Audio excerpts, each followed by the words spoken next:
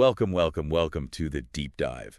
This is where we take a whole heap of information, all sorts of source material, and really boil it down. Yeah, distill it into those key insights you can actually use. Exactly. And today we're diving deep into something that, well, it literally fuels every single one of us. Yeah. Every day. Healthy food. A massive topic. Universal, really. It is. Everyone talks about it, but maybe we don't always grasp the full picture, the depth of it. I think that's right. There's a lot of noise out there. So our mission today is to cut through that. We've got a stack of sources, basically, a collection of really valuable paragraphs, all discussing healthy eating. And we're going to pull out that core wisdom for you. Yeah, give you that shortcut. Help you get truly well-informed, not just on what healthy food is, but, why it matters so much. And how it fundamentally changes things, your life, really. Absolutely. And that's where it gets really interesting, I think, because looking through the material, it's clear this isn't just about, making a shopping list. Right, not just ticking boxes. Yeah, no. It hints at something much bigger, a more, profound understanding. It's about cultivating this sustainable approach to nourishment. Nourishment, I like that word. Yeah, it supports physical vitality, obviously robust health, but also, and this is key in our sources, mental well-being, cognitive function, too. Mental well-being keeps coming up. It does. There's a surprising depth here, even in what seem like simple descriptions. So we're going to peel back those layers, give you that clear, actionable understanding of what it really means to nourish yourself holistically. Okay, let's unpack that then. When we talk about healthy eating, what is it exactly? I mean, the phrase crucial for overall well-being jumps right out from the sources. It does, a common phrase. But what does that mean in practice, beyond just sounding nice? Well, at its core, the information defines it as making nutritious food choices. Choices specifically to support both physical and mental health. Physical and mental. Both. It sounds simple, maybe, but it's really about making conscious decisions, informed decisions. About what you're putting into your body.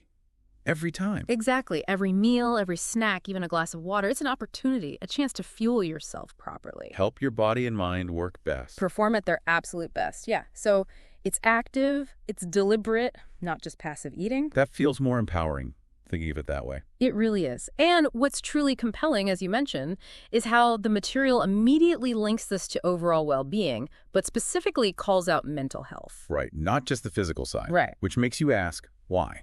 Why is mental health front and center when we talk food? It's a great question, because when we talk about nutrient-dense foods, we're talking about the literal building blocks for everything your body does. Not just muscles and bones. Not just muscles and bones, no. It's fundamentally about optimizing brain function, regulating your mood. How does that work, though, the food-mood connection? Well, think about your brain. It runs everything, thoughts, emotions, cognition. It relies heavily on getting the right nutrients consistently. Like specific vitamins or something? Exactly. B vitamins, for instance, are critical. They help make neurotransmitters like serotonin that affects mood, happiness, and dopamine, which is linked to motivation, pleasure. If you're deficient, it's not just feeling a bit off. It's more serious. It can disrupt the brain's actual chemical messaging. Same with amino acids from protein. They're precursors for these neurotransmitters. And healthy fats, especially omega-3s. Essential, right. Fundamental. They're part of the structure of brain cell membranes. They impact cognitive flexibility, memory. They even help reduce inflammation in the brain. Wow. So inflammation can cause mental fogginess? It can contribute, yes. So when you choose nutritious foods, you're literally feeding your mind, supporting its incredibly complex chemistry. That puts a whole new perspective on grabbing lunch. Doesn't it? And there's more. The sources also bring up mindful eating habits right here as part of the foundation. Mindful eating. Okay. Which isn't just what you eat, but how you engage with the food. It's a real shift. How you engage. Yeah. Like paying attention. Paying attention, exactly. Being aware of your body's signals. Hunger cues, fullness cues. Which is easy to ignore these days. So many distractions. Precisely. Life is busy, stimulated. We lose touch with those natural signals. Mindful eating encourages you to, slow down. Savor it. Savor it, yes. Register when you're actually hungry. And just as importantly, when you're satisfied. Not stuffed, just satisfied. That sounds like it could help with overeating. Significantly. And it fosters a more intuitive relationship with food, less restrictive, more about listening to your body. It feels like transforming eating from just something you have to do Into a deliberate act of self-care. Profound nourishment, really. It sets the stage for everything else we'll talk about, listening to your body's wisdom. Okay, that's a perfect springboard. So if healthy eating is about nutritious choices and being mindful, what are these whole foods rich in essential nutrients the sources keep highlighting? Right, let's break down the building blocks. Let's get specific. What powers our bodies? First up, fruits and vegetables. Everyone knows they're important, but why? The vibrant stars, as you say. The sources consistently point to them being rich in vitamins and minerals. They're the micronutrient powerhouses. Micronutrients, vitamins, minerals. Absolutely essential for daily function. They play a huge role in boosting the immune system, keeping us energized. You can feel it when you're not getting enough, can't you? That sluggishness. Definitely. Or feeling like you're catching every cold. Often, a lack of these nutrients is a big factor. They're like the sparks and lubricants for our internal engines. They enable countless reactions. Keeping things running smoothly. Exactly. And digging deeper, these aren't just abstract, good-for-you foods. They provide micronutrients that support fundamental bodily functions, yes. But they also actively help ward off diseases. They're like our frontline defense. How so? Defense against what? Well, they're packed with antioxidants. These are compounds that fight cellular damage from things called free radicals. Free radicals. Okay. Those are the bad guys. Sort of. They're byproducts of metabolism and environmental exposure. Antioxidants act like little shields, protecting your cells. Yeah. And it's not just vitamins and minerals. Fruits and veggies have phytochemicals too. Beneficial plant compounds beyond the usual suspects. Phytochemicals? Yeah, they offer powerful, often synergistic health benefits. Think about the colors eating the rainbow isn't just a slogan. It actually means something. It really does. Different colors often signal different phytochemicals and nutrients. Deep greens like spinach, vitamin K, folate, bright reds like berries, anthocyanins, orange carrots, beta-carotene. So variety is key. Absolutely. For comprehensive health, activating all those internal defenses. And the sources get specific on impact. The World Health Organization, the WHO, they recommend at least 400 grams of fruits and vegetables daily. 400 grams? That sounds like quite a bit. It's about 5 servings. And it's not arbitrary. Research links this level of intake to a reduced risk of major chronic diseases. Like what? Heart disease, diabetes, even certain types of cancer. That's a massive impact from just eating more plants. It really is. Okay, so from those vibrant micro powerhouses, let's shift to fuel. Sustained energy, whole grains. Yes, the often underestimated whole grains. Our sources call them excellent sources of fiber. Why is fiber so important? Fiber is critical. It aids digestion, obviously, but it also helps regulate blood sugar levels. Keeps them stable, no big spikes and crashes. Exactly. And it promotes a feeling of fullness, satiety, Right. which in turn supports weight management. So it's not just about avoiding that 3 p.m. slump. No, it's about providing a steady, reliable, slow-release fuel. Think brown rice, quinoa, whole wheat bread, oats, barley. As opposed to the white stuff, refined grains. Precisely. Refined grains have had the good stuff stripped away the bran and germ. That's where most of the fiber, vitamins, and minerals are. Leaving just starch. Largely, yes. Which leads to those quicker sugar spikes and much less nutritional value overall. Okay. And what's absolutely crucial, like you said, is that sustained energy they provide. Such a contrast to the quick hit from refined sugars and processed food. Right. No sugar crash. Keeps you going, keeps you mentally sharp. Plus, that fiber. It's huge for gut health. The microbiome, we hear a lot about that now. We do, and for good reason. Fiber acts as a prebiotic food for the beneficial bacteria in your gut. So it helps the good guys thrive. Yeah, exactly. And a healthy, diverse gut microbiome is linked to better immunity, better nutrient absorption, and even, surprisingly, better mood and brain function through the gut-brain axis. Wow, the gut-brain connection again? It's all interconnected. Our sources mention the American Heart Association, the AHA, suggesting aiming for at least 3 servings of whole grains per day. 3 servings? To really get those benefits. Consistent intake matters, better digestion, lower cardiovascular risk. So, practical tips, swap white rice for brown. Yep.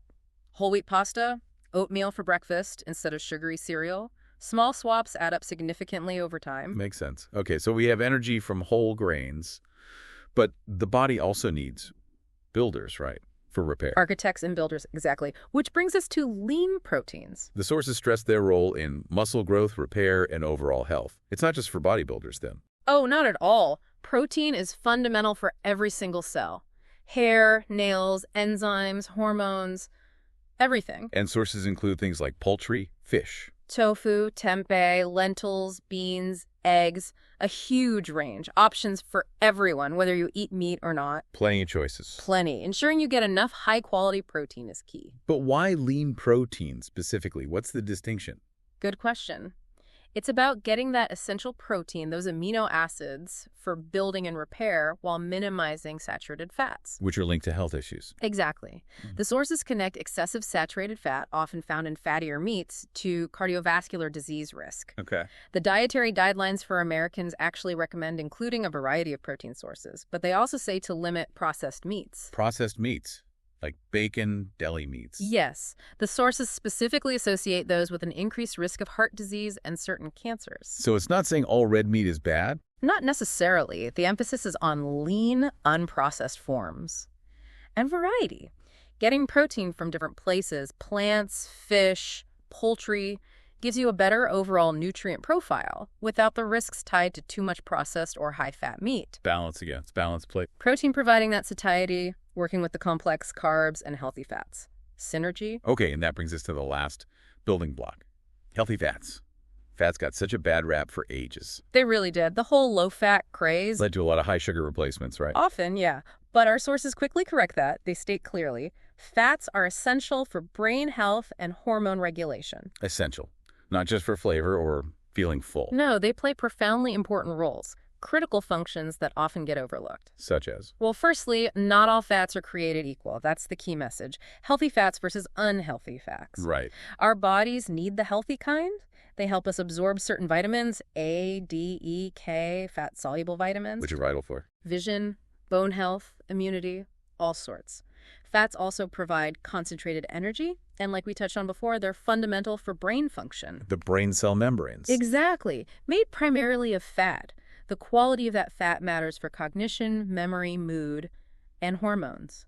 Fat is crucial for producing hormones that regulate almost everything. So cutting out fat entirely is a bad idea. A very bad idea if you cut out the healthy ones. You need fats from sources like avocados, nuts, seeds, olive oil, fatty fish rich in omega-3s. Omega-3s again. Yes. Without enough of these good fats, vital processes get compromised. So it's about understanding the source of your fat, not just feeling the word fat, appreciating its essential role when chosen wisely. Okay, this is really interesting because now we're moving beyond just what to eat. To how we eat it and how much. Exactly. The sources highlight some crucial principles beyond just food groups. First, balance. Macronutrient harmony. Love that phrase, macronutrient harmony. Me too. The sources say a well-rounded diet includes a mix of carbohydrates, proteins, and fats in appropriate proportions. It's not about super strict counting for most people, but understanding how these big three, carbs, protein, fat, work together, their synergy. How does that synergy work? Well, getting the balance right ensures you have sustained energy. Optimal growth and repair. Overall well-being. It's like having all the right tools for the job. Each one doing its part. Precisely. Carbs are the primary fuel, immediate energy for your cells, whether you're thinking or moving. Oh. Proteins are the builders, constantly repairing tissues, making enzymes, plus helping with satiety. Keeping you full. And fats, as we said, vital for the brain, hormones, absorbing nutrients, energy reserves. When they're in the right proportions, they work together beautifully. Preventing energy dips. Supporting repair, keeping all systems firing. It's dynamic. It underpins everything from physical performance to mental clarity. Makes sense. Okay, from balance, we move to moderation. The art of strategic limiting, as you put it earlier. Yeah. The sources are clear. Limit processed foods high in sugar, salt, and unhealthy fats. Keyword, limit. Not necessarily eliminate entirely forever. Right. They acknowledge that indulging in occasional treats is fine. True. Yeah. But the main focus, the default setting, should be those whole unprocessed foods. It's that contrast, isn't it? The quick, empty hit from junk food versus the long-term, sustained benefits from whole foods. One leaves you wanting more, the other contributes deeply to health. So why are processed foods so problematic if an occasional treat is okay? What's the actual issue? The sources state it directly. They often lack nutritional value. That's one part. Empty calories. Empty calories, exactly. But it's also what they contain in excess. They contribute to various health problems like diabetes, obesity, and cardiovascular diseases. Through the sugar, salt, and fat. Primarily, yes. Added sugars lead to blood sugar spikes, and over time, that can contribute to insulin resistance. Your body struggles to manage blood sugar effectively. And salt. High sodium is directly linked to high blood pressure, a major risk for heart disease. And the unhealthy fats. Trans fats, excessive saturated fats. They can raise bad cholesterol levels, contribute to plaque in your arteries. Okay, so it's a combination of factors. It is. And the sources give specific numbers to aim for. The AHA, again, limiting added sugars, no more than 25 grams for women, 36 for men per day. How much is that, really? Not much. A single can of soda can blow past that limit easily. Wow. And for sodium, less than 2,300 milligrams a day, that's about 1 teaspoon of salt. From all sources. From all sources, yes. It adds up fast in processed foods. The reason for these limits is purely about reducing the risk of those chronic diseases. Understanding them empowers you. Lets you make informed choices, protect your health long term. Proactively prevent disease, yeah. Okay. Next principle, and this one feels really important but maybe overlooked. Portion control. Hugely important. The sources say it plays a significant role in maintaining a balanced diet because you can eat healthy food, but too much. Exactly. Overeating, even with healthy foods, can lead to weight gain and related health issues such as obesity, diabetes, and heart disease. It's that trap, isn't it? Thinking, oh, it's healthy, I can have loads. It's a common misconception. But calories are still calories, energy is still energy. Even good things in excess can work against your goals. Finding the right amount for you. That's the key. And what's compelling here is that the sources acknowledge this nuance. It's not about deprivation. No? No, it's about optimizing. Aligning your intake with your body's actual energy needs. Understanding portion sizes helps manage calories, promotes weight management. It empowers you rather than making you feel restricted. Exactly. Think nuts. Incredibly healthy, but very calorie dense. Knowing a serving is just a small handful, maybe a quarter cup. That makes a difference. A big difference. Portion control is a skill. It helps you tune back into your body's needs rather than just external cues like plate size or finishing the packet. Practical tips? Smaller plates, maybe? Smaller plates can help, yeah. Yeah. Paying attention to serving sizes on labels and circling back, practicing mindful eating, recognizing hunger and fullness. Listening to your body again. It's a cornerstone of sustainable health. Enjoyment without excess. Okay. And the final principle, the one we often forget. The unsung hero. Hydration. Water. Absolutely crucial. The sources are emphatic. Staying hydrated is crucial for overall health. It's not just about thirst. No, water is involved in practically everything, the universal solvent and transporter in the body. Its roles, the sources mention. Regulating body temperature, transporting nutrients, removing waste products, it keeps everything flowing. Cellular level organ systems. And it supports performance, physical and mental. Optimal performance, yes. So the message is simple. Don't underestimate the power of plain water. It seems so basic, but fundamental. If we connect it to the bigger picture, every single bodily function needs water. Digestion, absorption, toxin removal, joint lubrication, cell structure. every chemical reaction. Needs water to happen efficiently. Being adequately hydrated prevents dehydration, obviously, but even mild dehydration. The kind you might not notice. Exactly. Can still cause fatigue, headaches, poor concentration, mood changes, memory issues. Wow. Just from not drinking enough water. Yes. The Institute of Medicine gives recommendations. About 3.7 liters for men, 2.7 for women per day. Liters. That sounds like a lot. But it includes water from all sources, beverages and foods, especially fruits and vegetables, which have high water content. Ah, okay. Not just pure water then. Correct. But making plain water your main drink. Still the best strategy. Simple, cheap, effective, huge benefits for energy, focus, performance, well-being. Right. So we've covered the building blocks, the principles, but the deep dive goes further, doesn't it? It does. Beyond just the nutrition facts, it looks at how we interact with our food and its broader impact. Which brings us back to mindful eating habits again. We touched on it, but the sources really emphasize it. They do. Paying attention to hunger and fullness cues, practicing portion control, it loops back. Why is it so central? Because, as the sources suggest, these habits help maintain a healthy weight and overall well-being by fostering a more sustainable, enjoyable relationship with food. Sustainable and enjoyable, not like a chore. Exactly. It's about reclaiming your body's innate wisdom.